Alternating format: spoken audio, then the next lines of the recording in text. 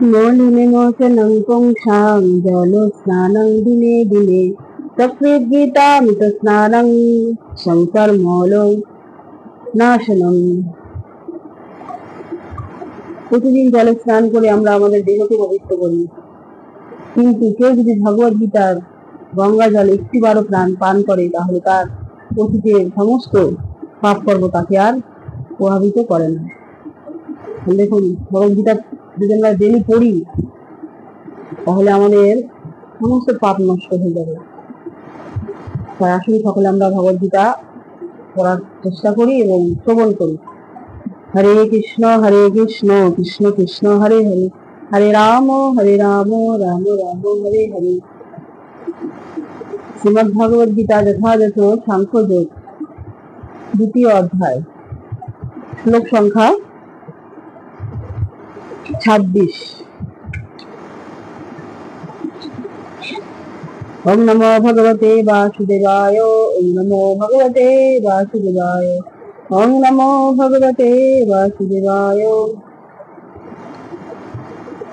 অথ চ এনং নিত্যজাতং নিত্যং বা মন্যসেবিতং তথাপি তমো মহাবাহো ন এনং সচিতং অহসি। এই শ্লোকের অনুবাদ: হে মহাবাহো, আর যদি তুমি মনে করো যে আত্মার বারবার জন্ম হয় এবং মৃত্যু হয়, তাহলেও তোমার শোক করার কোনো কারণ নেই।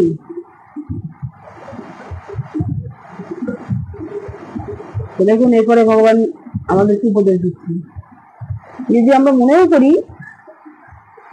যে আত্মা জন্ম হয় মৃত্যু হয়, তাহলে আমাদের শোক করা উচিত না।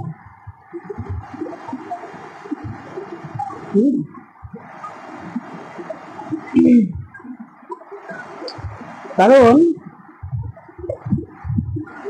আত্মার তো কখন মৃত্যু হয় না, আত্মা মৃত্যু চিরশাশ্বত।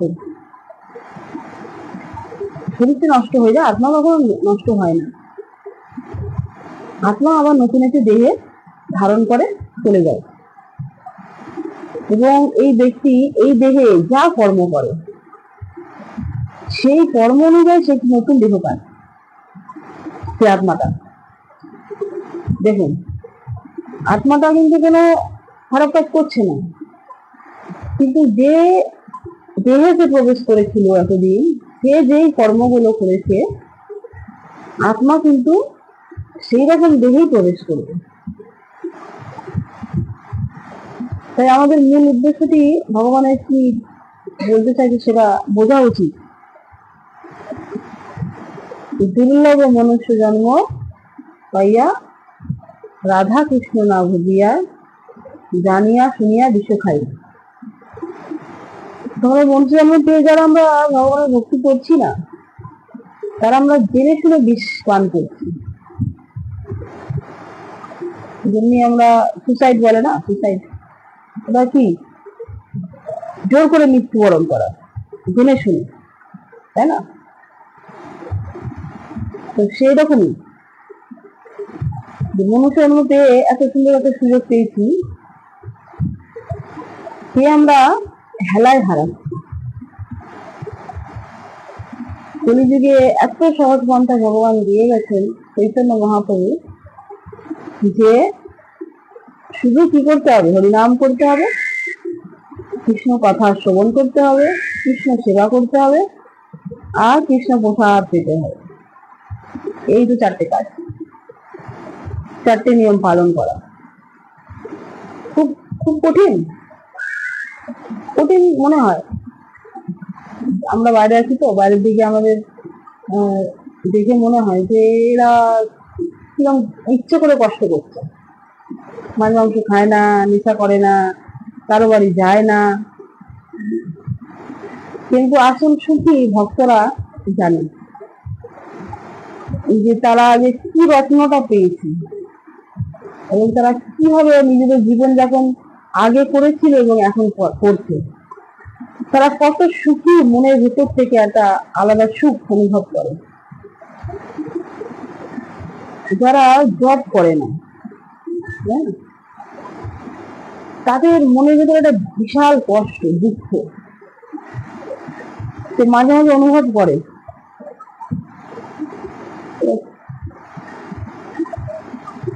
কিন্তু জব করতে করতে এমন একটা এসে যায় যে একটা আলাদা সুখ আছে, একটা আলাদা আনন্দ আছে। যেদিন ভক্তরা জব কোনো কারণে না করতে পারে, বিশেষ বিশেষ সেবা থাকলে, তারা ভাবে যে কখন আমি গিয়ে আমার জবটা আমি কমপ্লিট করবো। তারা একদিন জব ছাড়া থাকতে পারে না, কৃষ্ণ ছাড়া। যেই নাম সেই কৃষ্ণ।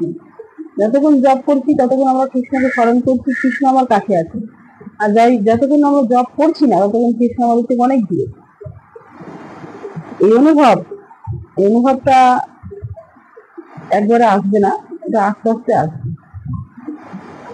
তা আসুন আমরা আমাদের এই দুর্লভ মনুষ্য জন্ম সৎ কাজে ব্যবহার করি, ভগবানের সেবার মাধ্যম দিয়ে, ভগবানের নামের মাধ্যম দিয়ে, গীতা ভাগবত অধ্যয়ন করার মাধ্যম দিয়ে, ভক্তদের সেবা করার মাধ্যমে আমাদের জীবনটাকে অতিবাহিত করে চেষ্টা করি এই আত্মাটা আর একটা নতুন দেহ না ধারণ করে সোজাসুজি ভগবানের ধামে চলে যাওয়া, ভগবানের সেবাতে যুক্ত হওয়া।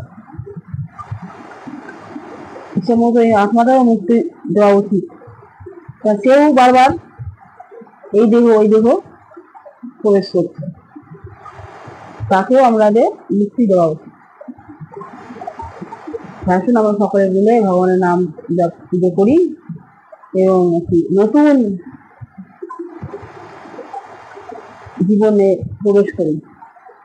হরে কৃষ্ণ কৃষ্ণ কৃষ্ণ হরে হরে, हरे राम राम राम हरे हरे। जय कृष्ण भगवान की जय। जय भगवद गीता जय जय गुरु ज्ञानंदे हरि हरि जय।